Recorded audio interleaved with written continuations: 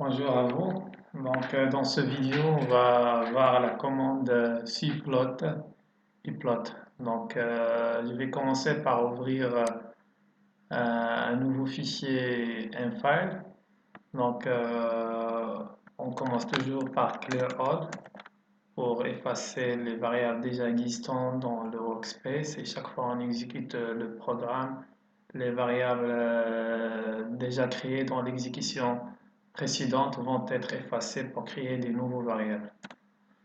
Donc après, on va tracer trois fonctions. La fonction sinus de pi oméga de t, la fonction cosinus de pi oméga de t et la fonction tangente de pi oméga de t. Donc je vais commencer par le variable t. Donc elle commence par moins 1,5, le pas 0,01 jusqu'à 1,5. Donc après, je vais donner une valeur à la constante oméga. Donc la valeur c'est 1 sur 3. Donc après, je vais écrire mes fonctions. Donc la fonction f1 égale sinus de pi étoile oméga étoile t. Donc après, la fonction f2, c'est cosinus de pi étoile oméga étoile t. Donc, on a écrit la fonction.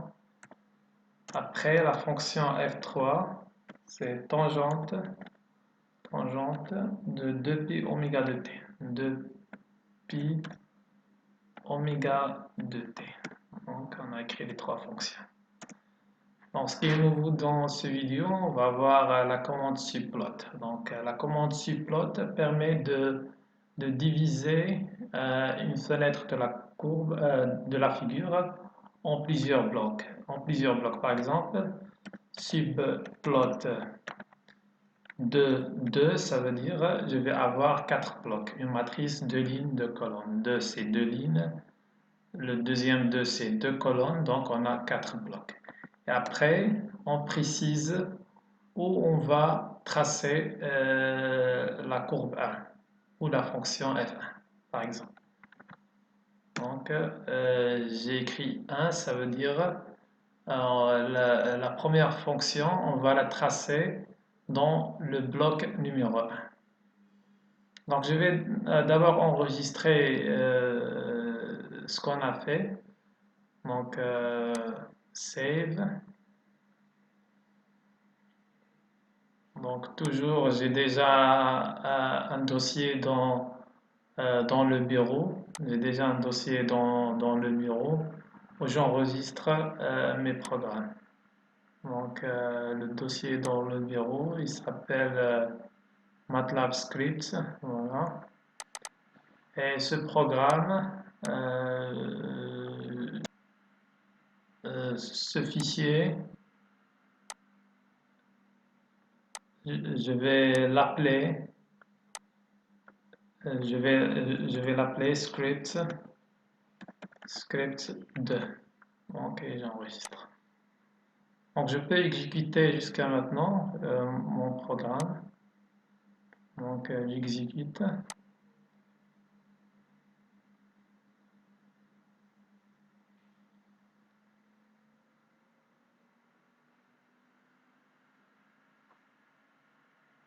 J'attends un petit peu.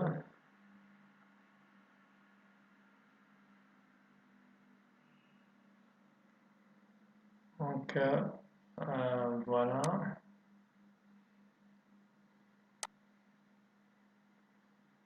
Donc, j'ai exécuté le programme. Donc, je vais tracer ma première fonction f1. Donc, plot t f1. Ok, j'exécute de nouveau.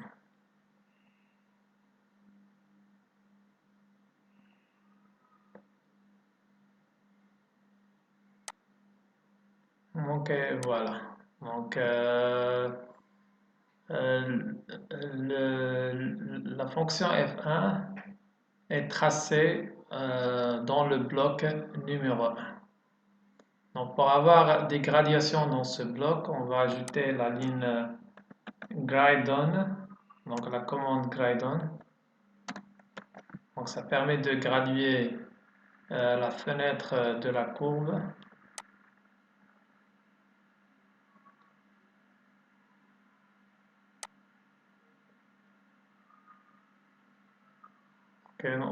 Donc, comme vous voyez ici, donc, le bloc 1 contient la fonction f1 en fonction de t. Je peux ici préciser l'axe x et l'axe y.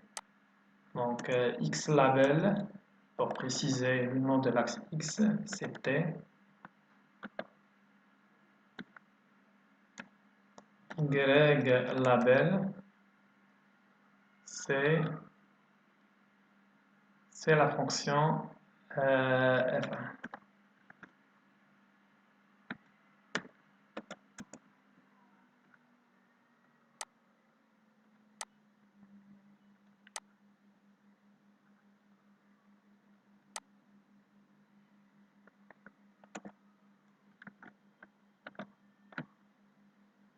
Donc j'exécute de nouveau.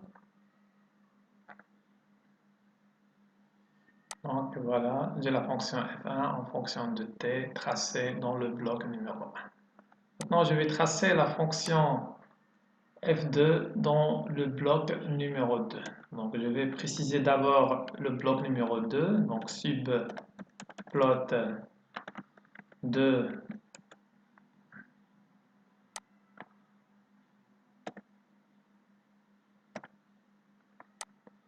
donc ici c'est 2, ça veut dire le bloc numéro 2. Après, je vais écrire plot t f2. Donc de la même manière pour graduer le bloc numéro 2, pardon. Donc j'écris ici gradon. Donc je précise x label. Donc le nom de l'axe x c'est t.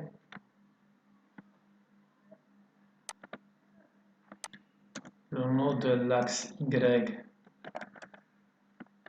c'est f2.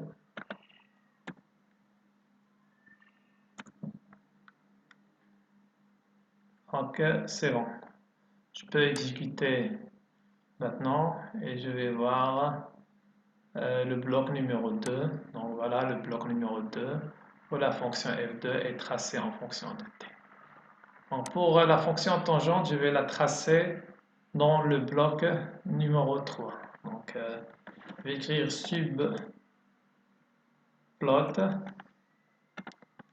de 2. Donc je précise ici le bloc numéro 3, donc par le numéro 3. Après, j'écris plot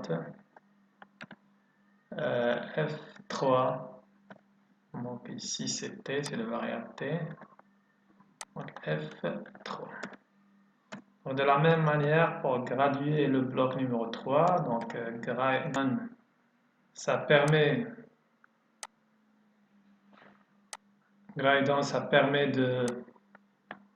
de graduer le bloc numéro 3. Après, x label c'est t, donc pour donner un nom à mon axe x. Et y label c'est f3.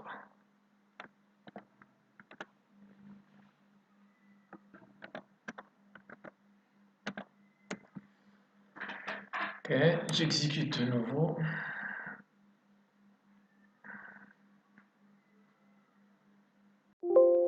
J'ai une erreur. Donc, undefined fraction subplot. Je n'ai pas bien écrit subplot.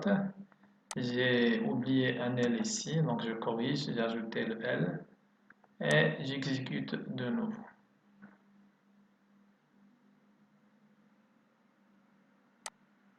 Donc voilà la fonction tangente tracée dans le bloc numéro 3. Donc je vais, puisque j'ai créé 4 blocs, parce qu'au début j'ai écrit subplot 2, 2, ça veut dire 4 blocs, je vais tracer la quatrième fonction. Donc je vais l'appeler, je vais l'ajouter ici, je vais l'appeler la fonction f4. Donc la fonction f4 égale f1 étoile f2. Bon. Et après, donc je vais, pour faire apparaître le quatrième bloc, je vais écrire subplot de 2 et je précise ici le numéro 4 du quatrième bloc. Après, on écrit plot t f4. Donc, après, pour graduer le bloc numéro 4, on écrit grade on. Après, de la même manière, xlabel, c'est t, le nom de l'axe x, c'est la variable t. Et ylabel, c'est la fonction qu'on a tracée, c'est f4. Donc voilà, j'exécute de nouveau.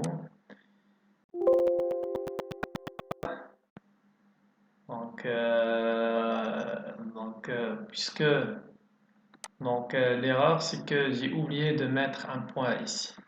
Parce que f1 est un vecteur, parce qu'il contient plusieurs valeurs pour chaque t. Pour chaque t, f1 a une valeur. Donc f1 est un vecteur, normalement est un vecteur. f2 est aussi un vecteur. Pour avoir un produit élément par élément, je dois ajouter ici un point. Voilà, j'ai ajouté le point. Non, je peux bien exécuter mon programme. Et voilà le quatrième bloc où la fonction f4 est tracée. C'est tout pour cette vidéo.